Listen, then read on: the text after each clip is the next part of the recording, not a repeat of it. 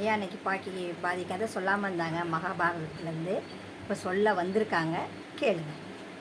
மகாபாரத கதையிலேருந்து ஒவ்வொரு கதையாக நம்ம பார்த்துட்டு வரோம் இல்லைங்களாம்மா. இப்போ இன்னைக்கு நம்ம பார்க்க போகிற கதை மகாபாரத கதையில் என்னன்னா அஸ்வத்தாமனை பற்றி, குரு துரோணாச்சாரியாரனுடைய மகனாகிய அஸ்வத்தாமனை பற்றி உள்ள கதை. குருஷேத்திர யுத்தத்தில் பஞ்சபாண்டவர்கள் வெற்றி வாகை சூடி துரியோதனன் தலைமையிலான கௌரவர்கள் படை தோற்று போய் இவங்க 3 பேரும் தலைமறைவாயிட்டாங்க, காட்டில் பதுங்கி இருக்கிறாங்க. யார்?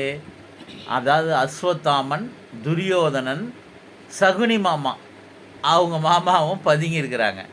ஆனால் இந்த நேரத்தில் இவங்க 3 பேரும் காணாமன்னு சொல்லி கிருஷ்ண பரமாத்மா, நம்ம அர்ஜுனன் எல்லாம் பஞ்சபாண்டவர்கள்லாம் தேடிக்கிட்டு இருக்கிற வேலையில் சகுனி மாமா அந்த நேரத்துலையும் தோத்தும் கீழே விழுந்தும் மீசையில் மண் ஓட்டலைன்னு சொல்லுவாங்களா, அந்த மாதிரி சதி தீட்டம் காட்டில் தீட்டுறாரு. ஒளிஞ்சிருக்கிற வேலையிலையும் தீட்டி நம்ம தோத்துட்டா என்ன, இந்த பஞ்ச பாண்டவர்களுடைய வம்சத்தையே நம்ம அழிச்சிடணும்னு சொல்லி அவர்களுடைய பிள்ளைகளை இன்று இரவு கொல்லணும்னு சொல்லி திட்டமிட்டு இரவோட இரவாக பஞ்சபாண்டவர்களுடைய அத்தனை பிள்ளைகளையும் கொன்னுடுறாங்க, வெட்டி சாச்சிடுறாங்க. அதுங்க தூங்கி கொண்டிருக்கிற நேரத்தில் கோழைத்தனமான முறையில் அந்த பிள்ளைகள் வாலிபமான பிள்ளைகள் தான்.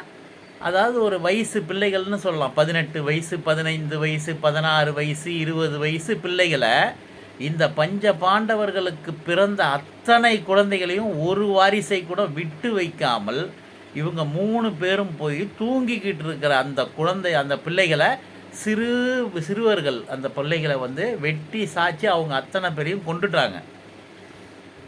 மறுநாள் காலையில் இதை பார்த்த அந்த தாய்மார்கள், பெற்றெடுத்தவர்கள், இந்த பஞ்ச பாண்டவர்களை எல்லாம் கண்ணீர் விட்டு கதறி அழுது நம்ம வெற்றி பெற்று என்ன பிரயோஜனம், நம்மளுடைய வாரிசுகளை ஒட்டுமொத்தமாக அழிச்சிட்டானே துரியோதனை,